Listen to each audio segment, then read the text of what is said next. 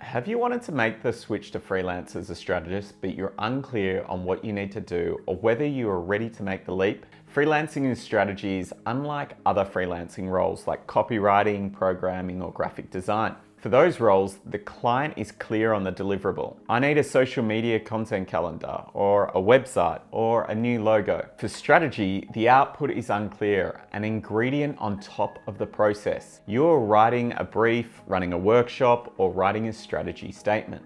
It's also often not essential to the process.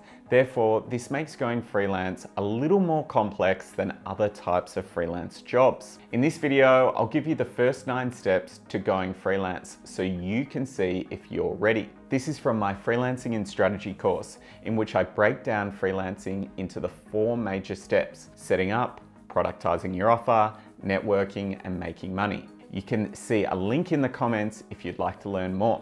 In this video, we're going to focus on some of the information in productizing your offering. I'll speak about each step, and if you're after a checklist of these different steps, you can download my 30-step checklist to freelancing in the description. Going freelance is not hard, and the majority of strategists will succeed. However, there are things that can make the road to freelancing a lot more comfortable. So let's get into it.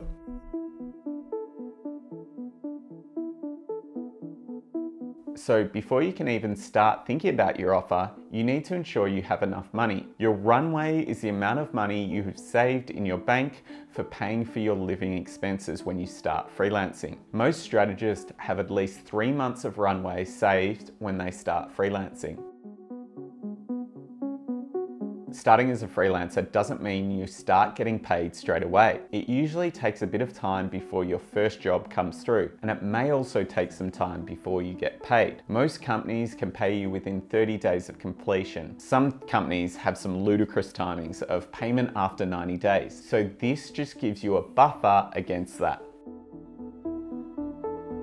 The most accurate way to determine if you have enough runway is to track your expenses and calculate how much it costs to live. Then you want to make sure you have enough for 3 months. For lazy people like me, the other way is to work out how much money my current company pays me every month and multiply that by 3. You want to ensure that you are looking at how much you get paid in your bank account and not just divide your salary, because that's not going to take into account the tax you're going to pay. As you will see later, tax is what trips up most freelancers. As long as you're saving a little bit of money and you're not in debt, this number should be enough for you to survive.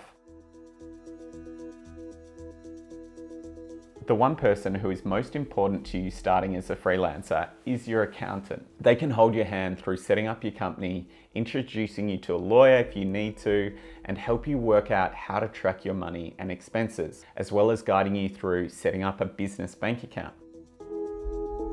There is a lot you won't know about setting yourself up as a business. An accountant has done this process numerous times, so having an expert on your side to guide you through the process will help reduce your fear of the process. They will also give you guidance on how much money you need to put aside for tax at the end of the year, which is one of the biggest oversights strategists make in their first year.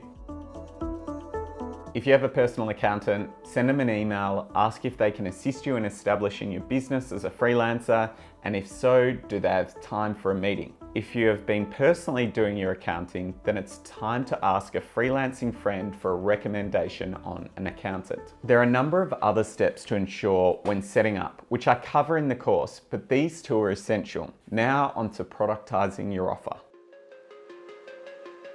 This is a step that makes strategy so unique. The client you're dealing with is often unsure of the outcome they're expecting. They may know they need someone smart around like you, but they don't know exactly what they're getting. To ensure that you get a call back, you need to speak clearly about what the output will be.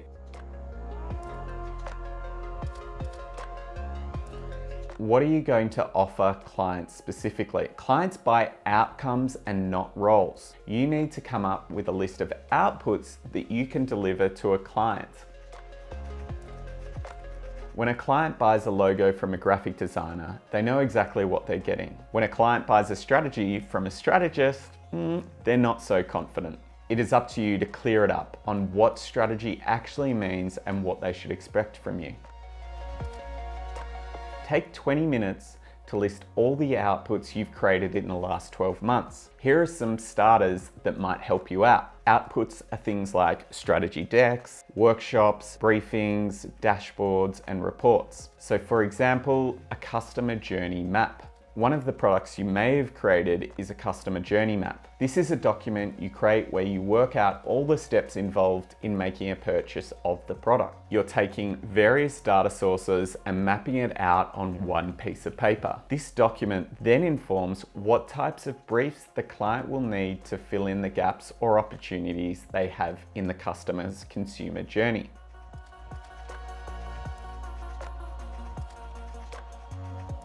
A clear description of when the client needs a certain output and clearly defining the value of that output to the overall process.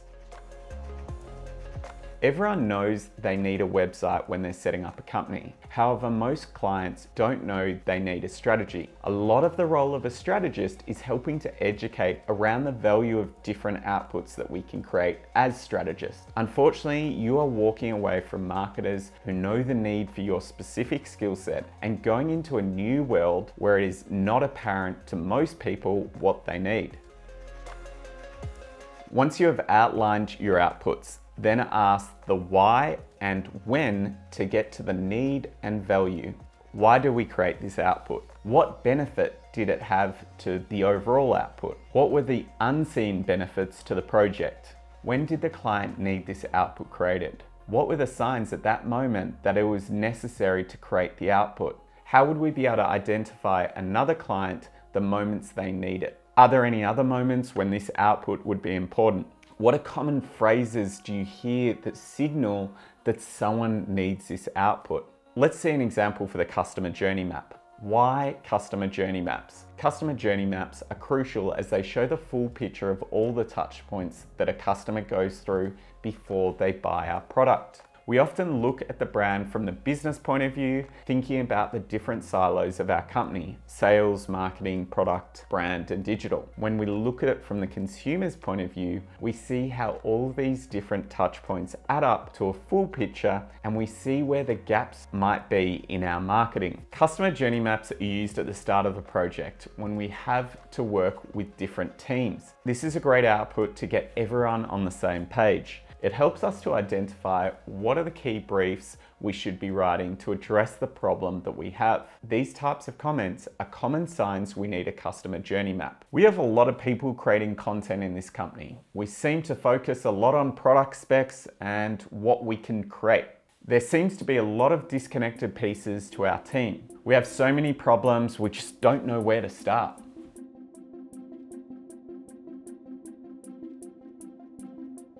A list of steps you take to create the different outputs. This is going to help you talk confidently about your strategy process, as well as scope up the cost of the project for future clients. Using previous examples of that output, list all the steps that you took to create that output. Estimate roughly how long did you spend on each step. You can write it out as steps or even visualize it as a journey. Let's look at an example for the customer journey maps. For example, with the customer journey maps, you would have been able to list down the different steps as follows. You have 2 days to take the initial brief and narrow in on one customer. Are you doing a specific person or a group of people? Are there groups of other people you will not be looking at for this work? This will require you to do some desk research. Customer meeting, 1 hour. You will meet the client and clearly define the target customer with a list of questions and request for more information. After 3 days of data collection from the client and your own data, you start to put together a first draft of the customer journey map. Then you can share this with the client. Then with the first draft, you work through the customer journey with the client and land on a rough working model for the journey. In this work session, you also land on 3 to 5 briefs that you think should come out of this meeting. A follow-up step might be to write up these additional creative briefs that you've landed on in the meeting.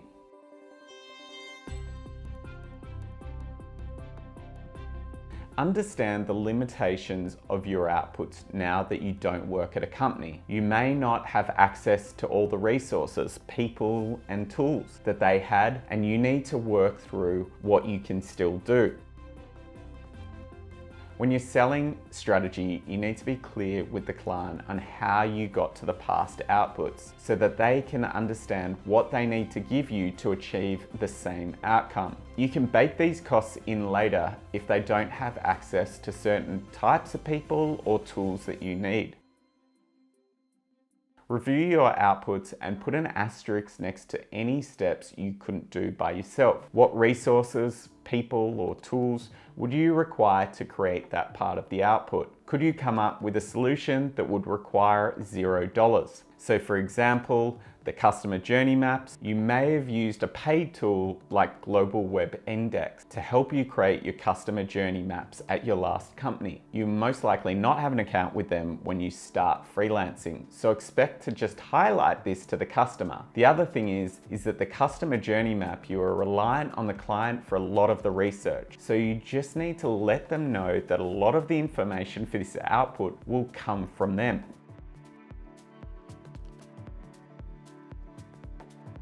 Examples of where you have created the output for previous clients.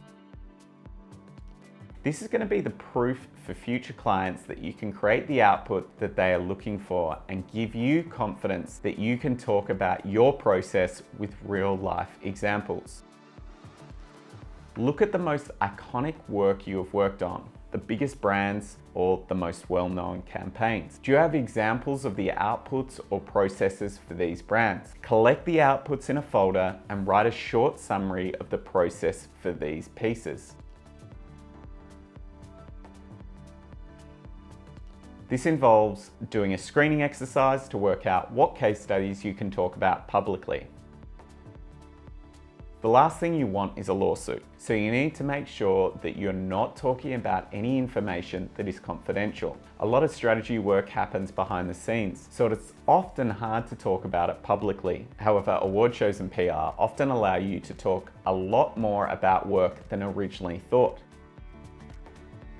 Google the case study that you have chosen and see if they have talked about the case publicly. If they have talked about it, make sure you are not giving any new information away. For case studies that are private work, you can anonymize the data or just let them know what industry or contextual moment the work was made for, rather than the brand name. Anything that keeps the information confidential. A good rule of thumb is imagine it will get back to the boss of the company you're talking about. So for the example of the customer journey map, most customer journey maps are not public. They're things that are going on in the background. So this is going to be a document that you need to make anonymous. However, clients can usually see a lot of value in this document, so you should be able to just mention that it was for a client in a certain industry or contextual moment. For example, this is a customer journey for a brand that had a Super Bowl spot.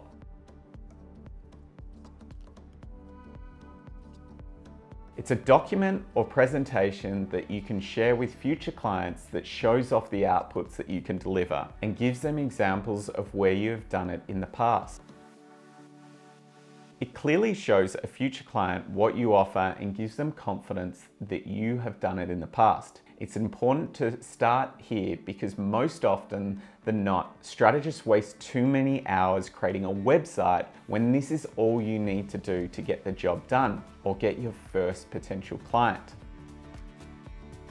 Create a basic portfolio in whatever you feel comfortable in creating. For most strategists, this is going to be a presentation. List your outputs with examples. For an example of a deck portfolio, check out the video of how to write a strategy portfolio with Michaela Juracek. So there you go. There is one of the 4 key steps to starting as a freelance strategist. As you've seen, there are some nuances that make it more difficult than just going out and starting as a graphic design freelancer. However, I can tell you the upside of freelancing. It outweighs the difficulty of setting this all up. If you want help setting up, you can check out my course where I go through the 4 pillars.